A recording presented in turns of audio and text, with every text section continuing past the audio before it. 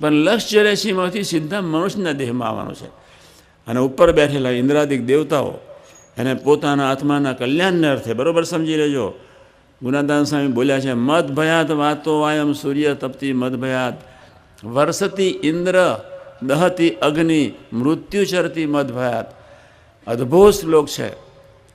આ બિચારા વાયુ દેવતા, સૂર્ય દેવતા, ઇન્દ્ર દેવતા, જે બધા મૃત્યુને બધા દેવતાઓ ત્રિલોકી પર કામ કરે છે, પણ એ લોકોને આત્યંતિક કલ્યાણ, એ લોકોના આત્માની યાત્રા પરમાત્મા તરફ લઈ જવા માટે આપણે શા માટે આવ્યા છીએ? આપણા આત્માની યાત્રા પરમાત્મા તરફ થોડી ચાલે.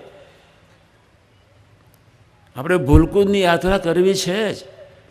એ દેવતાઓને પણ એ પોતાના આત્માની યાત્રા પરમાત્મા તરફ કરવી હોય તો એક જ મનુષ્યનો દેહ, નો ઓલ્ટરનેટિવ.